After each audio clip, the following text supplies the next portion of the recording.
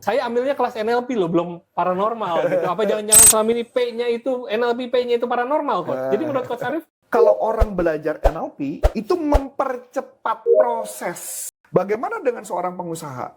nah ini nih, Nah, yang pengusaha, katanya jam terbang mungkin lebih penting daripada sekedar belajar. kita mau belajar dengan Dr. Richard Bandler. Menariknya orang Amerika itu bilang, nggak tahu. Ini menarik ya? Menarik sekali. Tapi kita bilang, Dr. Richard Bandler itu gurunya Anthony Robbins, langsung tahu. Oh, oke.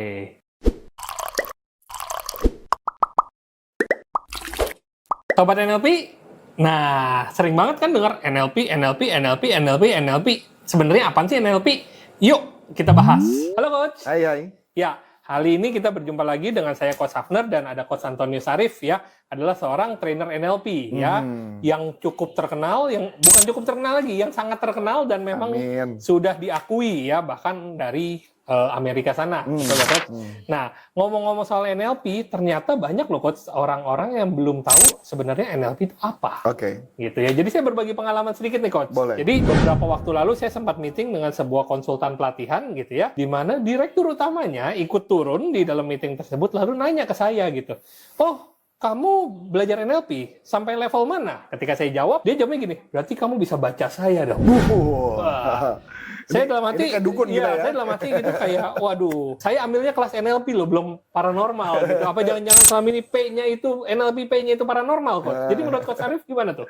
Oke, saya ceritakan dulu ya. Jadi mungkin kita bahas yang pertama dulu tentang masalah NLP, banyak yang belum tahu. Kan ini menarik ya, kalau di negara Asia, di beberapa negara Amerika Latin, di beberapa negara Eropa, NLP itu sangat terkenal. Lucunya, di Amerika malah nggak begitu terkenal. Oh gitu? Lah ini menarik. Padahal negara asalnya dari sana. Negara asal dari sana. Dr. Richard Bandler dari sana. Betul. Dari kota John Laval di New Jersey gitu ya. Jadi beliau tuh di Amerika biasa aja gitu ya. Kalau setiap tahun dia ngadain acara setahun 2 kali, justru dari berbagai negara pada datang dan itu bisa ratusan orang yang datang, tapi nggak banyak yang kenal. Nggak banyak yang kenal Dr. Richard Bandler. Oke. Tapi pada berbagai negara tahu siapa Dr. Richard Bandler. Jadi kalau misalkan contohnya paling gampang ketika saya sama istri saya mau apply visa di Amerika, ketika apply mau kemana? Kita mau belajar dengan Dr. Richard Bandler. Menariknya orang Amerika itu bilang, nggak tahu. Ini menarik ya? Menarik sekali. Tapi kita bilang, Dr. Richard Bandler itu gurunya Anthony Robbins, langsung tahu. Oh, oke. Nah, menarik ya? Yes. Nah, kenapa bisa begitu? Ya, walaupun kita tahu Anthony Robbins juga sebagai motivator top dunia. Betul. Dan beliau mungkin bisa dikatakan juga main beberapa film dan sebagainya. Ya. Bahkan ada film-film komedi juga dia main. Tapi menurut saya banyak orang yang tidak paham. Nah, menariknya di berbagai negara, termasuk Jepang, negara manapun itu sangat terkenal sekali NLP. Bahkan teknik-tekniknya pun sangat powerful, khususnya untuk melakukan perubahan transformasi kepada seseorang. Nah, dalam pembelajarannya tersebut, NLP itu sebenarnya kalau kita terjemahkan apa sih yang diajarkan gitu ya, apa sih yang dipelajari, tapi oleh berbagai negara sampai segitu hebohnya, bahkan di Indonesia bisa dikatakan para trainer bahkan semua harus belajar NLP, seakan-akan itu kayaknya is emas gitu ya. Nah, kita paling gampang lihat yang pertama ya, kita ngeliat dari sudut Anthony Robbins aja dulu deh. Oke. Jadi kalau ini yang paling terkenalnya saat ini sosoknya ya, Anthony Robbins. Nah, Anthony Robbins itu terkenal apa? Terkenal salah satunya karena dia mampu mentransformasi orang, menghilangkan trauma, menghilangkan fobia, menghilangkan mental block supaya orang bisa menjadi sukses. Nah, itulah salah satu sebagian kecil yang diajarkan di bagian NLP. Sebagian kecil? Sebagian kecil. Tapi sudah bisa merubah orang? Sudah bisa merubah sebegitunya? Sebagian berikutnya. Nah, berikut. Jadi kalau katanya kan dari Neuro Linguistic Programming. Neuro berarti kan saraf, neuron gitu ya. Nah, neuron itu kalau saya menerjemahkan adalah bagaimana cara kerja otak.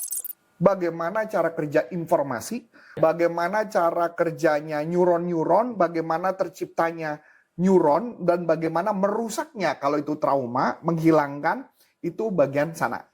Yang kedua adalah bagian programming. Programming bagaimana memprogram otak. Yang kalimat ketiga adalah linguistik. Linguistik berarti bahasa. Berarti bagaimana merubah seseorang dengan bahasa. Nah, dari gambaran tersebut kita bisa banyak melakukan perubahan yang paling banyak. Jadi ada 3 aspek yang dirubah. 3 aspek yang dirubah. Nah, kita terjemahkan menjadi satu-satu bagian nih. Berarti kalau nyuruh kita belajar apa saja. Nyuruh berarti tadi ya, bagaimana cara menerima informasi, bagaimana cara kerja otak, bagaimana cara orang berpikir, bagaimana cara orang itu bertindak, bagaimana cara orang bersikap, bereaksi terhadap situasi tertentu. Ada orang ketika ngeliat ular kok berani, ada orang ngeliat ular kok biasa-biasa aja, ada orang ngeliat ular malah takut dan sebagainya gitu loh ya. Gitu ya. Itu nyuruh. Programming adalah bagaimana memprogram orang. Memprogram ketika gagal, memprogram gimana supaya bisa berhasil, bagaimana memprogram cara pola pikir, bagaimana memprogram supaya lebih sukses daripada sebelumnya. Termasuk memprogram cara orang bangkit dari kegagalan? Iya betul, bagaimana caranya memunculkan motivasi dari dalam diri, bagaimana memunculkan supaya mereka menjadi lebih berani nyali dan sebagainya, itu diajarkan di sana. Nah, kalau kemudian bagaimana caranya berkata-kata, ujung-ujungnya menjadi ilmu apa? Menjadi ilmu coaching, menjadi ilmu counseling, menjadi punya kemampuan menggali informasi buat HR atau interview dan sebagainya, buat sales kemampuan berkomunikasi dan sebagainya. Bahkan kalau digabungkan bisa menjadi ilmu bagaimana mempersuasif orang, baik sebagai pemimpin maupun sebagai penjualan atau marketing atau sebagai pakar copywriting, itu dengan menggunakan teknik linguistik. Berarti lingkup pesertanya luas sekali untuk yang bisa belajar NLP ya? Contoh yang paling gampang. Kita konteksnya misalnya seorang guru. Seorang guru kalau belajar NLP maksudnya untuk apa? Kalau guru belajar NLP, dia bisa membuat muridnya yang tadinya malas belajar, bisa menjadi rajin belajar. Oh, sesimpel itu dulu Sesimpel itu dulu. Bukan belajar bagaimana cara ngajarnya? Ntar dulu, itu masih satu konteks pertama. Konteks kedua bisa juga bagaimana cara dia berkata-kata berdampak kepada muridnya. Pelajaran susah dibuat menjadi gampang tergantung dari kata-kata yang diucapkan. Saya udah ngebuktiin.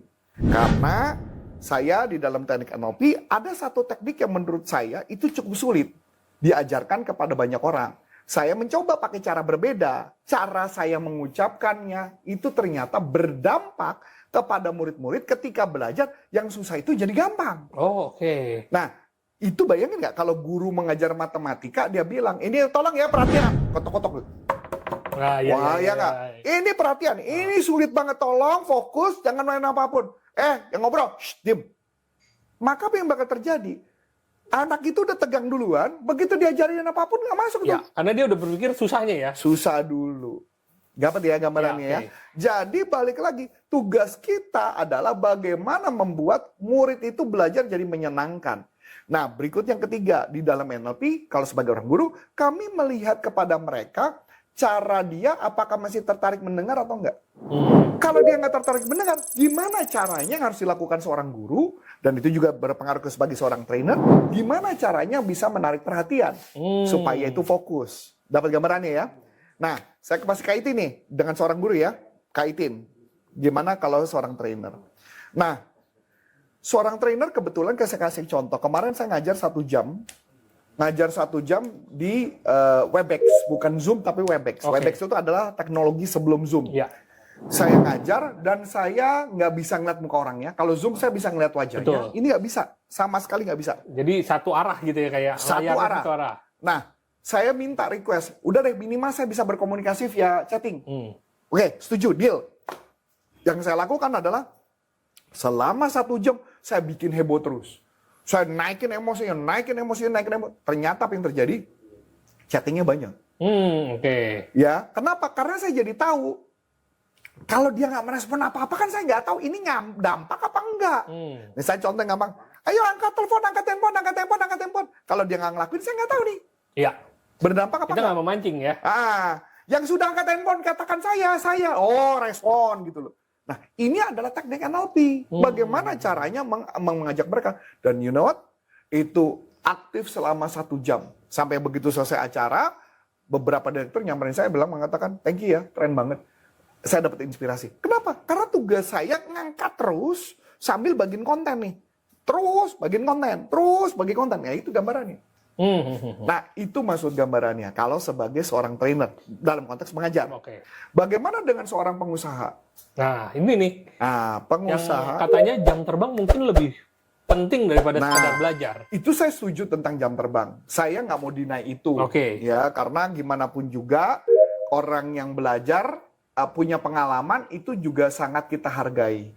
Tapi menariknya, kalau orang belajar NLP, itu mempercepat proses.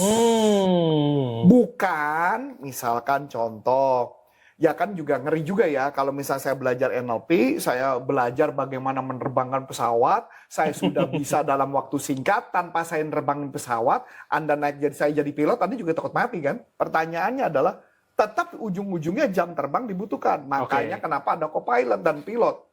Nah, sampai mereka di level tertentu, tapi prosesnya lebih cepat. Menangkapnya, experience-nya, mengamatinya, prosesnya lebih cepat karena ada ilmunya.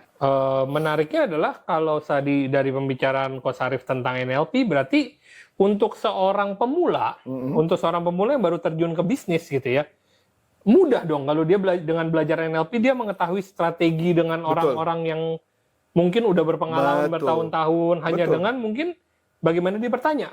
Oke, jadi kalau misalkan tadi untuk trainer, untuk guru, untuk pengusaha, untuk sales gitu ya. Kalau di lingkup apalagi coach? Atlet mungkin gitu. Apakah ada impact-nya? Kalau atlet iya, kalau atlet lebih tepatnya gini sih. Kalau saya bukan ke atlet ya, tapi ke coach yang mendevelop atlet itu. Kenapa? Karena ketika coach yang mendevelop atlet itu, kenapa dia harus belajar? Karena atlet itu nggak butuh belajar NLP, tapi atlet itu butuh menang. Iya, betul. Setuju ya? Setuju. Karena dia butuh menang, maka kita tanya apa yang membuat dia ragu, frame-nya apa yang salah, ada mental block apa, itu yang perlu diberesin, ada ketakutan apa, ada nggak skill yang harusnya dia jago, tapi dia masih lack of, maka kita perbaiki di bagian itu. Kalau dokter? Kalau dokter ketika misalnya belajar NLP, khususnya dokter bisa memahami klien dengan baik, customer dengan baik, pasien dengan baik, dan dokter itu mungkin juga siapa tahu dia tertarik tentang psikosomatis, akan sangat membantu. Bahkan kayak kita ingat kan kita punya satu alumni, yaitu adalah dokter jantung juga, dokter jantung, dan banyak ada juga dokter lainnya, itu mereka belajar itu karena untuk memahami klien yang ujung-ujungnya malah tingkat yang dipakai obat malah berkurang kan? Benar nggak? Betul. Dan juga kemampuan berkomunikasi. Dan ilmu ini adalah ilmu yang sangat lengkap.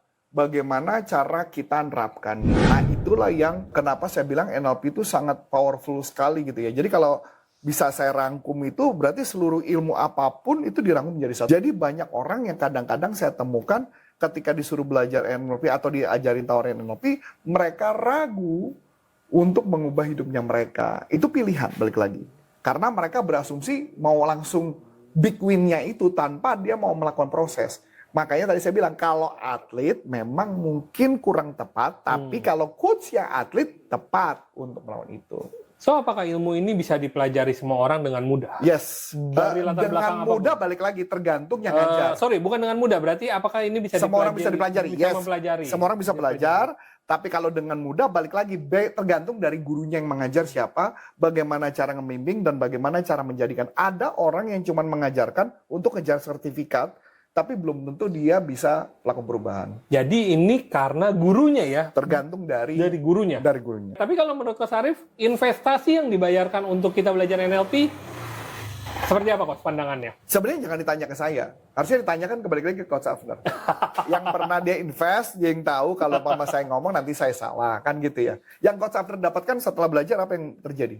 Kalau dari segi investasi sih ya balik modal cepet ya. Karena itu kalau kita hitung dari apa yang kita dapat, lalu kita pelajari dan kita terapkan ke dalam bisnis kita, ya tentu itu sangat impactful. Ya, jadi saya benar-benar nggak dibayar untuk ini, gitu ya. Ini kebetulan alami aja. Saya benar-benar merasa memang manfaatnya banyak banget, ya. Tentu selain saya, nanti akan ada lagi kesaksian-kesaksian dari teman-teman yang mungkin ikut NLP, bahkan mungkin nggak belajar dari Coach Arif pun, tetap ada yang merasa itu ada manfaatnya, betul ya Coach? Ya. So, buat teman-teman yang merasa penasaran, ya, tentang NLP, penasaran juga tentang bagaimana kelasnya, atau cuma mau tanya-tanya dulu tentang NLP, teman-teman bisa lihat ada barcode di sini, ya. Nah, teman-teman bisa scan dan bisa bergabung ke grup WhatsApp dan teman-teman bisa tanya atau diskusi apapun terkait dengan NLP di grup tersebut, gitu teman-teman. Akhir kata, saya Coach Afner dan saya Coach Afner. Mengucapkan terima kasih, sukses buat Anda dan sampai jumpa NLP for Business untuk Indonesia. Bye-bye.